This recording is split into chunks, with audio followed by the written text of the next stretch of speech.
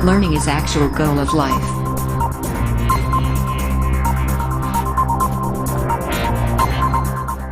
Exercise 6.2, question 1. In figure, find the value of x and y and then prove that AB parallel to CD. x और y की value find करनी है और इसके बाद proof करना है कि AB पैरेलल टू CD है। तो यहाँ से देखो 50 प्लस x जो है क्या है, स्ट्रेट एंगल है, 180 है, यानी x plus 50 is equal to 180। इसका रीजन है straight angle.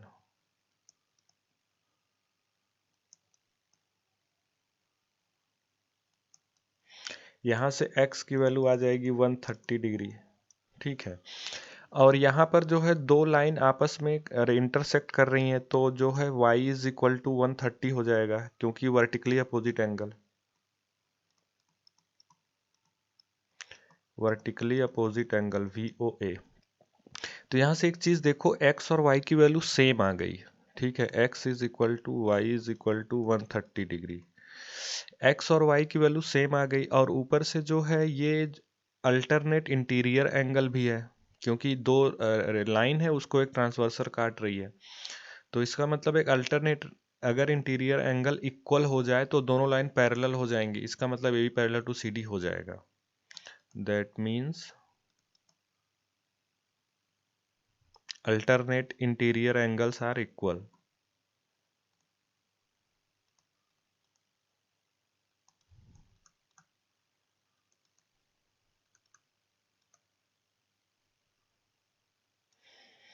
Angles are equal.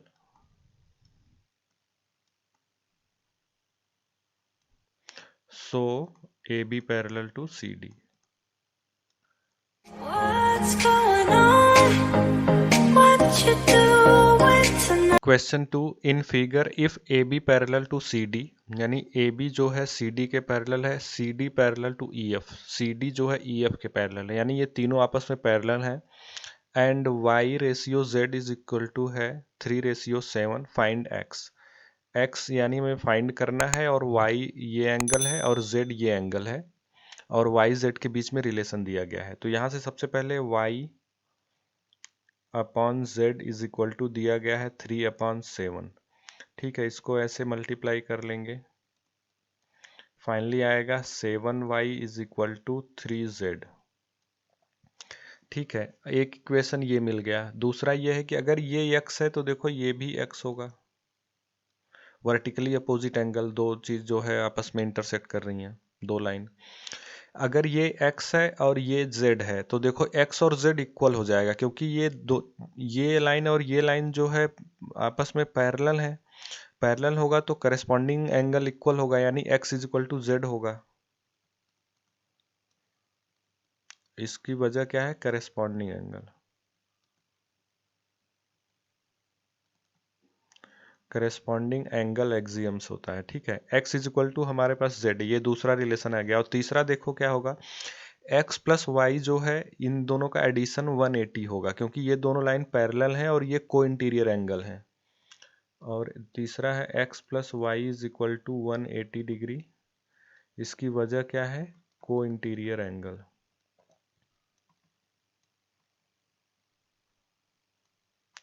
ठीक है, हमारे पास तीन एक्सप्रेशन आ गए, तीनों से सॉल्व कर लेना है।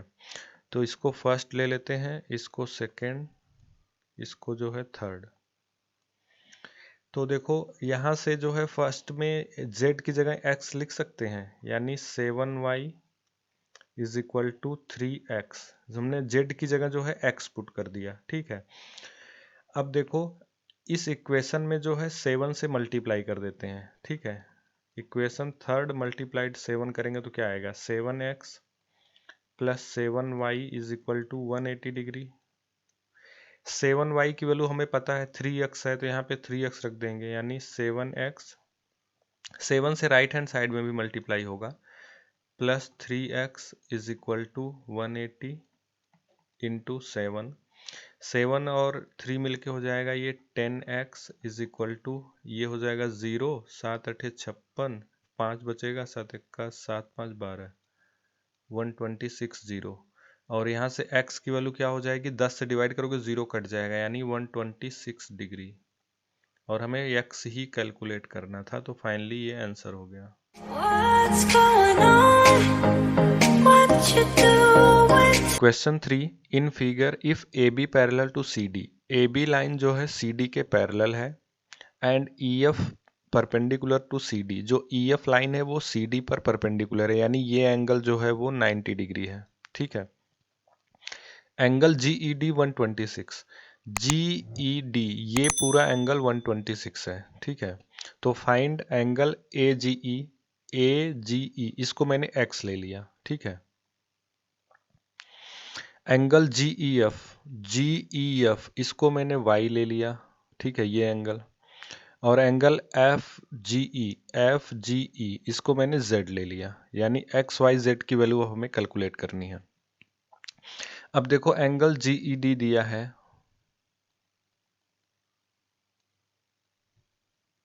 जी ई डी यही है y प्लस 90, और इसकी वैल्यू दिया है 126 डिग्री। यहाँ से y की वैल्यू आएगी 126 माइनस 90 इज इक्वल टू ये आएगा 6, और 12 माइनस 9 ये आएगा 3, यानी हमारा y कैलकुलेट हो गया, y जो है 36 डिग्री आ गया। अब एक चीज़ देखो, जो हमारा GED है, GED वही x के इक्वल हो जाएगा, क्योंकि ये जो है अल्टरनेट इंटीरियर एंगल जो है, देखो ये दो पैरेलल लाइन है, ये एक ट्रांसवर्सल है, तो x इज इक्वल टू ये एंगल GED हो जाएगा।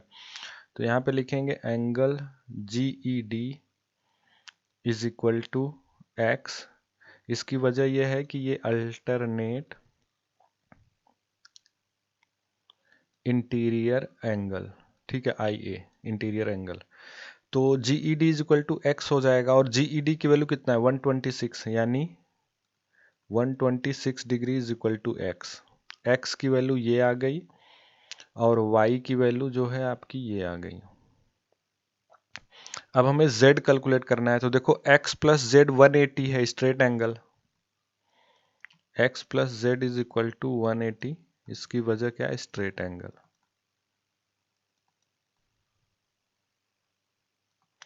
यहाँ से x की वैल्यू 126 है, तो z इज इक्वल टू क्या आ जाएगा 180 माइनस x, x की वैल्यू 126, फाइनली घटा दो तो ये आएगा 10 माइनस 6 4, यहाँ बचेगा 7, 7 माइनस 2 5 और माइनस 1 0, यानी z की वैल्यू आ गई आपकी 54 डिग्री। ठीक है, तो ये थर्ड जो है यहाँ से कैलकुलेट हो गया। What's going on? What you doing tonight? Question 4, in figure if PQ parallel to ST, PQ जो है ST के पैरेलल है, ये दोनों लाइन आपस में पैरेलल है, angle PQR is equal to 110, PQR ये एंगल 110 डिग्री है, एंगल RST 130 है, एंगल RST यानी ये एंगल 130 है, फाइंड एंगल QRS ये एंगल हमें फाइंड करना है। चलो इसको हम ले लेते हैं x। यहाँ पे हिंट दिया है draw line parallel to ST, ST के पैरेलल एक लाइन ड्रा करनी है थ्रू पॉइंट R से जो है एक पैरेलल लाइन हमें ड्रॉ करनी है ST के। अगर ST के कोई पैरेलल लाइन ड्रॉ करते हो तो वो PQ के भी पैरेलल होगी, यानी ये तीनों लाइन आपस में पैरेलल है। अब इस एंगल को मैं मान लेता हूं y, तो देखो ये दोनों पैरेलल हैं, तो 130 प्लस वाई 180 होगा, क्योंकि ये को इंटीरियर एंगल बनाएंगे, तो y plus 130 is equal to 180, इसकी वजह ये है को इंटीरियर एंगल।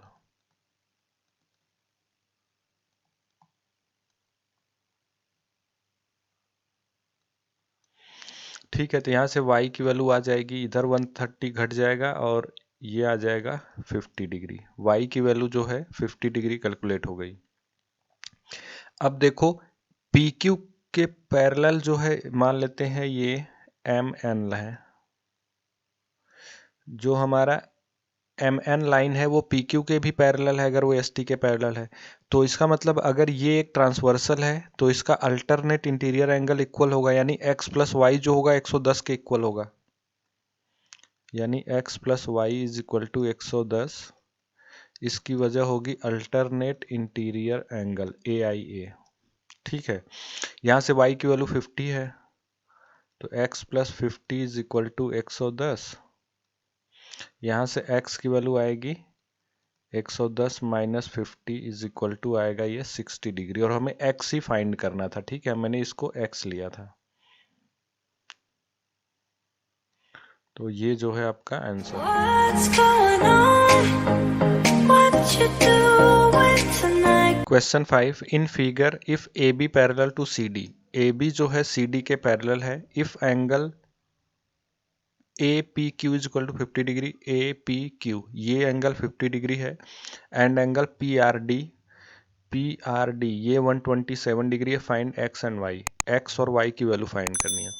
तो एक चीज देखो, AB और CD पैरेलल लाइन है और ये PQ एक ट्रांसवर्सल है, तो इसके जो अल्टरनेट इंटीरियर एंगल होंगे वो इक्वल होंगे, यानी x = 50 हो जाएगा।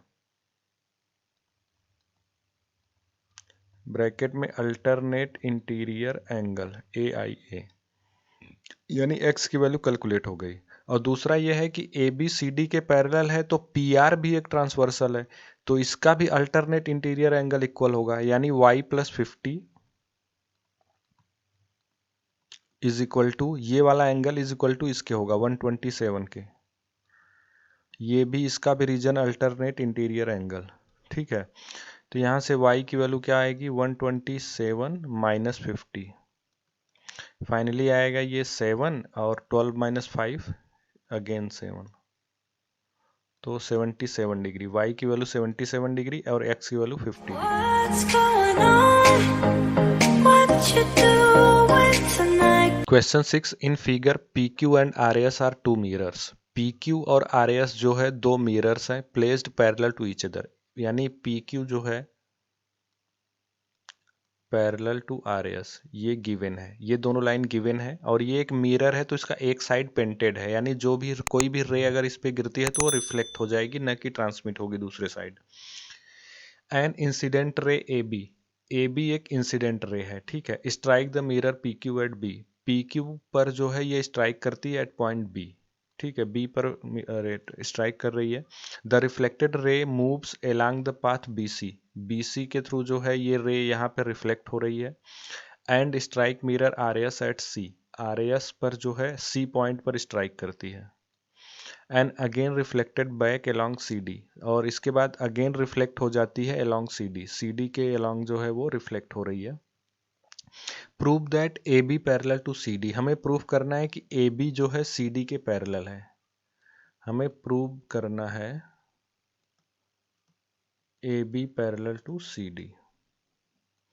ठीक है, अब देखो यहाँ पर जो है एक काम करते हैं, सबसे पहले जो है B पॉइंट पर PQ के परपेंडिकुलर एक लाइन ड्रॉ करते हैं, और ये मान लेते हैं M, और C से एक जो है इस मिरर पर परपेंडिकुलर ड्रॉ कर लेते हैं, ये मान लेते हैं N। ठीक है, अब रे की एक वो प्रॉपर्टी होती है कि अगर वो किसी मिरर को स्ट्राइक करती है तो जितने एंगल से वो स्ट्राइक करती है उतने ही एंगल से वो रिफ्लेक्ट होती है, यानी अगर ये एंगल हम I ले लें तो ये एंगल भी I होगा। ठीक है, ये मिरर की प्रॉपर्टी होती है कि जितने एंगल पे ये जो है स्ट्राइक करेगी उतने एंगल पे रिफ्लेक्ट करेगी। सेम ये भी मिरर है, अब जो भी एंगल होगा, इस एंगल को चलो हम ले लेते हैं T, तो जितने एंगल पे ये स्ट्राइक करेगी उतने एंगल पर ही ये रिफ्लेक्ट करेगी, यानी ये एंगल भी T हो गया। और BM जो है PQ पर परपेंडिकुलर है, और जो है RAS पर CN परपेंडिकुलर है। तो एक चीज देखो, अगर PQ RAS के पैरेलल है तो BM भी पैरेलल हो जाएगा CN के, क्योंकि ये दोनों परपेंडिकुलर है। तो यहाँ पे जो है BM पैरेलल टू CN हो जाएगा, क्योंकि दोनों जो है हमारे परपेंडिकुलर है। अब देखो, अगर परपेंडिकुलर हैं ये दोनों और पैरेलल हैं, तो इसका मतलब है कि ये देखो, ये दो लाइन पैरेलल है और ये एक ट्रांसवर्सल है, तो इसके जो है अल्टरनेट इंटीरियर एंगल इक्वल होंगे, यानी I = T हो जाएगा। ये दोनों पैरेलल होने की वजह से I = T हो जाएगा। ये इक्वेशन 1 ले लेते हैं। अब हम चेक करते हैं angle ABC। Angle A B C क्या होगा, आई प्लस आई यानी 2i। और दूसरा चेक करते हैं एंगल बी सी डी, ये होगा टी प्लस टी यानी 2t। अब हमें देखो i is equal to T पता है, तो इसका मतलब हम t की जगह i लिख सकते हैं यानी 2i। अब देखो ये इक्वेशन जो है सेकंड हो गया, ये इक्वेशन थर्ड हो गया। सेकंड और थर्ड का राइट हैंड साइड इक्वल है तो लेफ्ट हैंड साइड अपने आप इक्वल हो जाएगा, तो फाइनली आ जाएगा angle A B C is equal to angle B C D.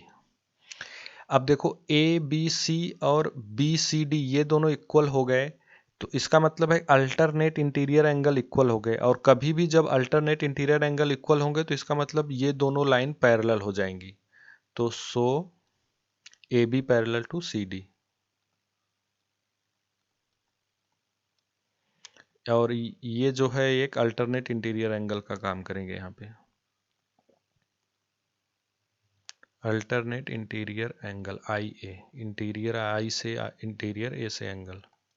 ठीक है, तो ये दोनों इक्वल हो गए, इस वजह से जो है A B parallel to C D हो जाएगा, और हमें यही प्रूव करना था। What's going on?